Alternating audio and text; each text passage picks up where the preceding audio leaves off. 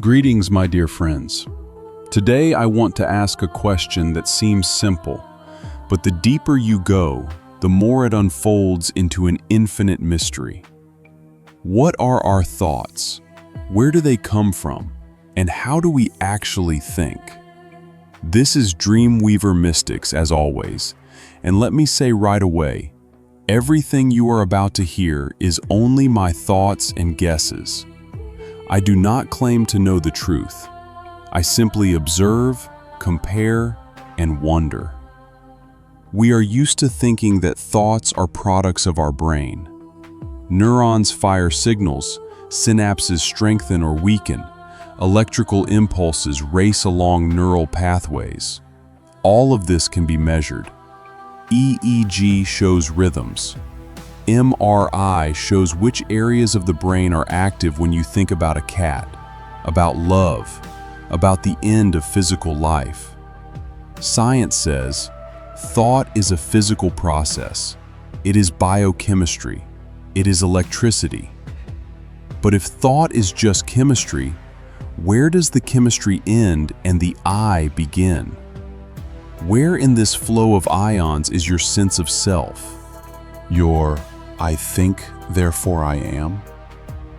Scientists call this the hard problem of consciousness. They know how a neuron works. They know how a synapse works. They do not know how from this we get the color red, the taste of cinnamon, or the feeling of guilt. Neuroscientist Benjamin Libet conducted an experiment in the 1980s that frightened many. He showed that the brain begins to prepare a movement a fraction of a second before a person becomes aware of their decision to move a finger. That is, your I decided comes after the brain has already decided for you. The question is, who then makes decisions? You or your brain? Or maybe you are your brain? Or are you the one watching the brain? Modern research shows that most mental activity happens without conscious participation. We think we control our thoughts, but in fact, thoughts come to us. We do not choose what to think about in the next second. A thought simply appears. Where from? From the subconscious? And where does it come from in the subconscious? And where are memories stored? Not in neurons, it turns out. Memory is distributed. It is everywhere and nowhere. You cannot cut it out with a scalpel. You cannot extract it with a syringe. It exists in patterns, in connections, in the dance of electricity. Science does not deny that thoughts are connected to the brain, but it cannot explain how matter generates subjective experience, how neurons create pain, how synapses create hope. This is called an explanatory gap, and it is vast. There is even a term, the explanatory gap. We can say that light of a certain wavelength causes activity in the visual cortex, but we cannot say why that activity feels like red and not green. Why the same electricity in different parts of the brain creates different sensations. Science shrugs. Artificial intelligence researchers also face this problem. They create neural networks that recognize faces, translate texts, play chess. Neural networks work, but they do not feel. They have no subjective experience. They do not know what pain or joy is. They are calculators, very complex, but calculators. And we feel. And science does not know why. Now I want to offer another version, an older one, more mystical. A version that science rejected but that refuses to die. Thoughts are not born in the brain. They come from outside. The brain is not a generator of thoughts. It is a receiver, an antenna. It tunes into certain frequencies and catches what already exists in the ether. What is the ether? The ancient Greeks called it the fifth element, Hindus, Akasha, Kabbalists, Ein Sof. In the 19th century, scientists searched for the luminiferous ether, the medium in which light waves travel. Experiments showed it does not exist, but maybe they were looking for the wrong thing. Maybe the ether is not a physical substance, but an information field. A field that stores all thoughts, all ideas, all images that have ever existed or could ever exist. If this is true, then your thought of a red apple is not the creation of a new image. It is tuning into an already existing frequency. You did not invent the red apple, you caught it from the field. Plato called this the world of forms, eternal, unchanging prototypes of all things. Man does not create, he remembers, recognizes, tunes in. Then creativity is not the creation of something new. It is connecting to a new channel. The poet does not invent the poem. He hears it in the ether and writes it down. The composer does not compose the melody. He catches it like a radio signal. The scientist does not discover the law. He finds it in the information field that has always existed.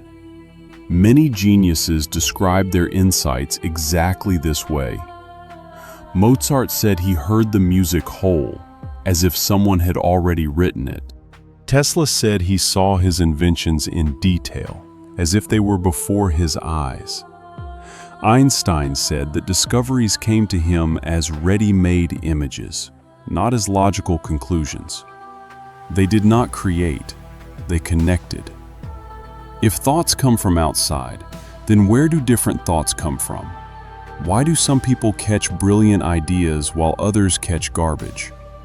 Tuning, the quality of the receiver. If your mind is noisy with fears, desires, grievances, you will catch trash. If it is clear and calm, you will hear the quiet voice of truth. Meditation is not relaxation. It is tuning the antenna. It is clearing the channel. In parapsychology, there is the concept of the psi field. It is believed that thoughts can be transmitted over distance. Telepathy experiments yield mixed results, but some studies show that an effect exists, small but stable. Perhaps this is the work of the ether, a weak signal easily drowned out by noise, but which can be amplified through training. Now let us look at what religions say, and here we will find a surprising unity. In Hinduism, there is the concept of Akasha, sky, space, ether. It is believed that all knowledge, past, present, and future, is stored in Akasha. Sages who have reached a high level can read Akasha like a book. This is not magic, it is tuning. Yoga is not just physical exercise. It is a system for clearing the channels of perception. When you clear your mind, you open access to Akasha. In Buddhism, there is the concept of alaya-vijnana, the storehouse consciousness. It stores all impressions, all karmic seeds. When you think, you do not create a new thought.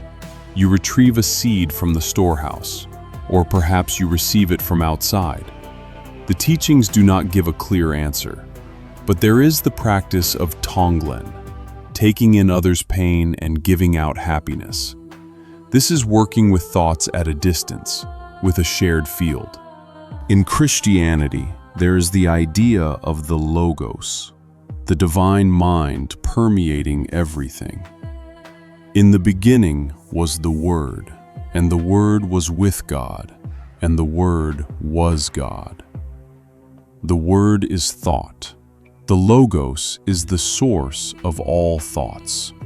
Man is connected to this source, but sin distorted the connection.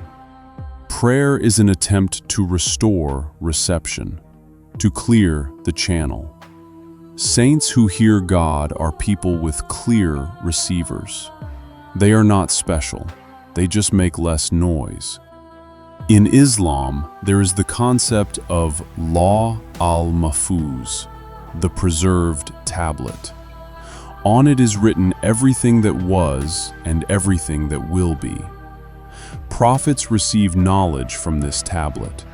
Ordinary people, sometimes in dreams, sometimes in intuitive insights. The Quran says, "We inspired you with revelation." Inspired, that is, transmitted a thought from a source to a receiver. In Sufism, it is said that the heart is a mirror. It reflects divine thoughts. But if the mirror is covered with dust, the reflection is distorted. The mirror needs to be cleaned. Dhikr, remembrance of God, is that cleaning.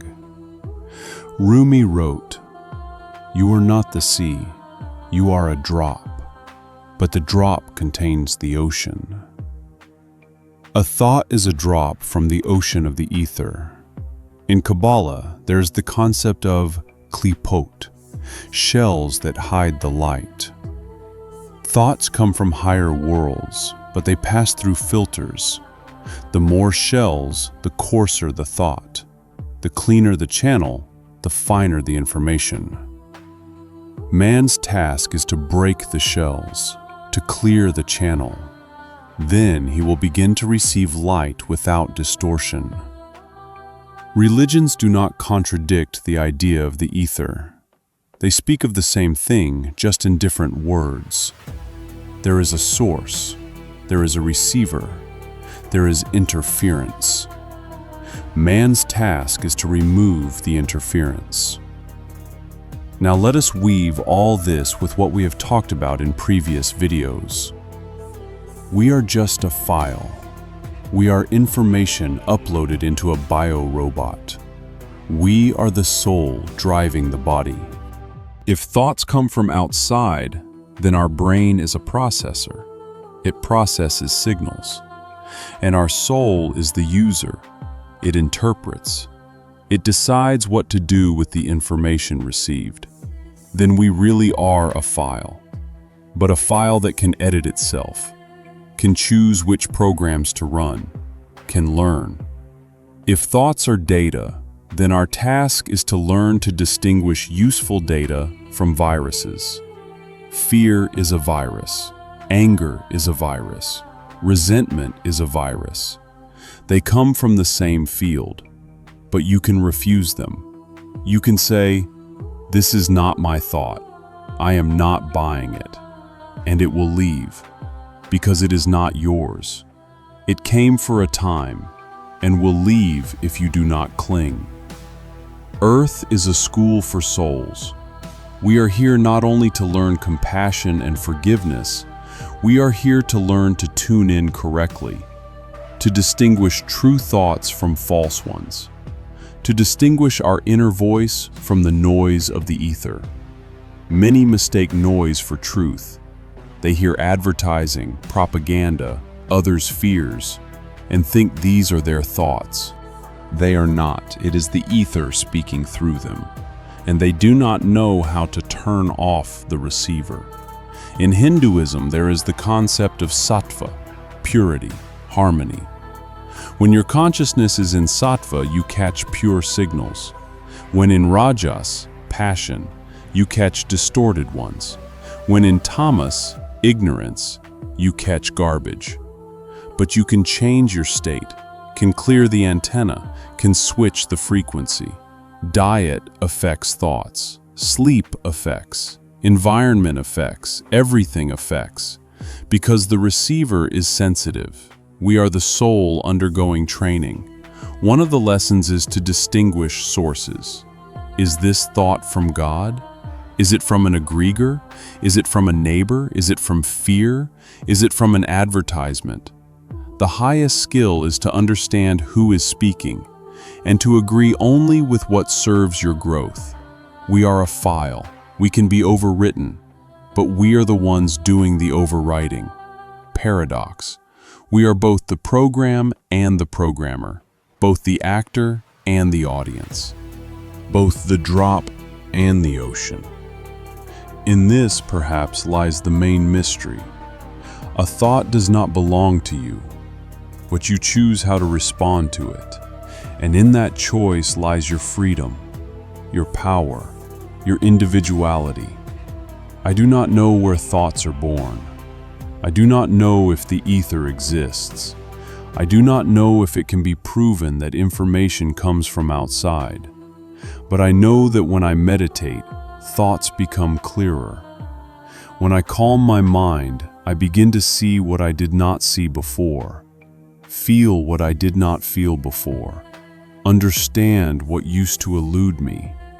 Perhaps this is the purpose of life, not to find answers, but to tune into the right frequency, to catch the signal, to hear the voice that speaks not in words, but in meanings, without interference. The Bible says, pay attention to what you hear. Pay attention. That is, choose, filter. Not everything that comes into your head should be taken as truth. Not all thoughts are yours. I do not claim that thoughts come from outside. I do not claim that the brain is only a receiver. I simply ask questions. Perhaps the answer is known to the one who watches us from above, or below, or from within. Or perhaps we ourselves know, but have forgotten. When you understand that you do not control your thoughts, you will either be frightened or liberated. Frightened because you are not the master of your own house. Liberated because you do not have to take responsibility for every random thought. Thoughts come and go. You are not them. You are the one watching them. Try it right now. Pause for a second. Do not try to stop your thoughts. Just watch them. Where do they come from? From what darkness? You do not know. No one knows. But you can watch them. And that watching is already meditation. And that is all for today. This was Dreamweaver Mystics. Do not forget to subscribe to the channel. I read the comments and write. Where do you think thoughts come from? Does the brain create them, or does it receive them? Have you ever heard a voice from nowhere? I read everything. And remember, perhaps your next thought already exists, somewhere in the ether, waiting for you to catch it. Until next time.